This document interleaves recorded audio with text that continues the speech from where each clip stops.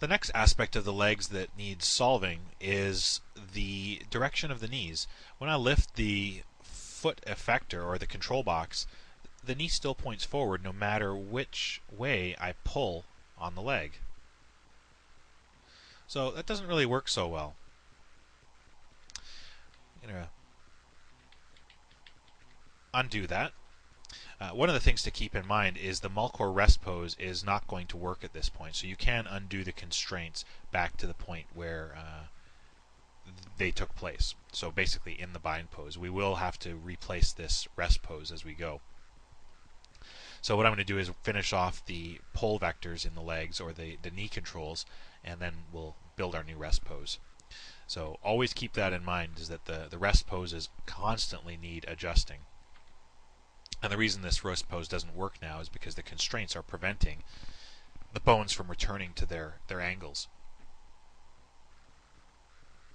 When it comes to the pull vectors, what happens is if we look at the local axis of the first bone in a skeleton chain, so the first bone just below a root, it controls the kinematic chain property. If you press Control R, actually with any bone in a chain selected, it will actually open up the kinematic chain property.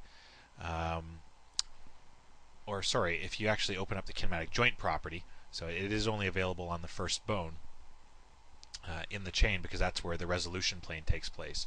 It's also, incidentally, where you access the inverse kinematics blend. That's why I got confused there. But no, if you select that first bone and you look at the selection menu and you access the kinematic joint property, we can control the resolution plane. And what happens is the y-axis points back at some kind of a control. We're using the y vector of the bone's local coordinate system to orient our chain, which always rotates in each bone's local xy plane. So if we look, we can see xy. The chains are always two-dimensional, operating in that plane, and the IK is pivoting around this third axis. So the resolution plane helps define the roll of the leg, or the roll attribute. And what we're going to do is define that with an UpVector, so using the y-axis rather than using this roll attribute. So to do this, we're going to get a control object, and again in this case I can use an implicit. Again, I'll just use another cube. Just keep everything consistent for these base layer constraints. And I'll just move it over to the kind of hip area, duplicate it, and move one over to the other side. Now before you set any kind of UpVector constraint, you need to match up the control object to the transform, or at least to the position and rotation of the thigh bone. The reason being because when we set the constraint and we're aiming the y-axis of our thigh bone back at the control, it needs to be aiming directly at it. If it's even a little bit off, the y-axis is going to rotate to orient or point in the direction of the control. So this stage is important here again, is whenever we're setting constraints we don't want things to jump. A transform, I'll first of all match the position of the control to the bone, and of course the bone's pivot is at the base, so the master object jumps to it. And then I'll line up the orientation by matching rotation to the same bone, and now we get the control object with its y-axis, local y, going off in the same direction. I'll actually set both of these up at the same time before moving them back an equal distance. We'll match the position, then match the rotation,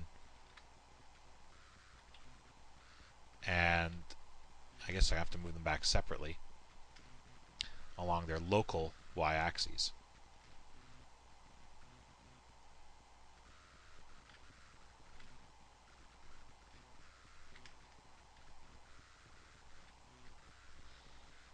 Okay, so now if I take the control object, or the bone that I want to be controlled, I'll create a chain UpVector constraint, again selecting the slave, choosing the constraint I want, and then picking the master. The nice thing about the pull vector or the UpVector constraint is it's not a true constraint.